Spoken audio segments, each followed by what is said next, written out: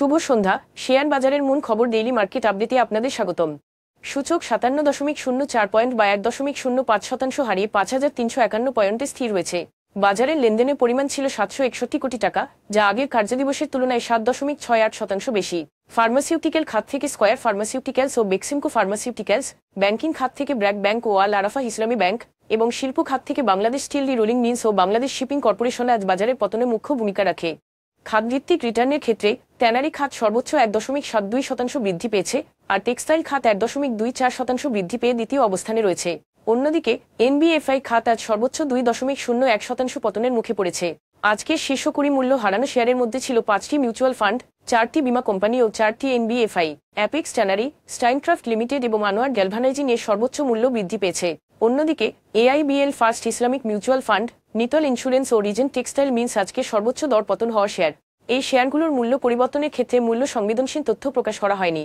Apex foods, envoy textiles এবং jute স্পিনার্সের লেনদেনের পরিমাণ আজ গত 3 মাসের গড় লেনদেনের তুলনায় উল্লেখযোগ্যভাবে বেড়েছে। এই শেয়ারগুলোর লেনদেন বৃদ্ধির জন্য স্বাভাবিক কোন কারণ জানা যায়নি। আজকের শীর্ষ দুটি সংবাদ: বাংলাদেশের তৈরি পোশাক আরএমজি খাত ২০২৪-২৫ অর্থবছরের এপ্রিল-জুন প্রান্তিকে নিট রপ্তানিতে ১৫% হ্রাসের মুখে পড়ে। এ পতনের পেছনে যুক্তরাষ্ট্রের এপ্রিল মাসের শুল্ক ঘোষণা, এনবিআরের ধর্মঘটজনিত ব্যাঘাত, ভারতের স্থলবন্দর দিয়ে তৈরি পোশাক আমদানিতে বিধিনিষেধ এবং বৈশ্বিক চাহিদা হ্রাসের প্রভাব কাজ করেছে।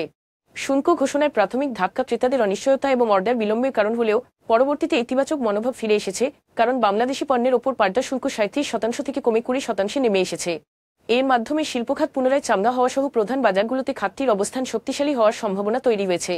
বাংলাদেশে জুলাই মাসে মুদ্রাস্ফীতি বেড়ে দাঁড়িয়েছে ৮.৫৫%, যা টানা 3 মাসের হ্রাসের ধারায় ছন্দপতন ঘটিয়েছে। বাংলাদেশ পরিসংখ্যান ব্যুরো বিবিএস তথ্য অনুযায়ী খাদ্য ও খাদ্য বহির্ভূত উভয় ধরনের পণ্যের দাম বেড়েছে। খাদ্যপণ্যের মুদ্রাস্ফীতি 7 মাসে পতনের পর জুনে ৭.৩৯% থেকে বেড়ে ৭.৫৬% পৌঁছেছে।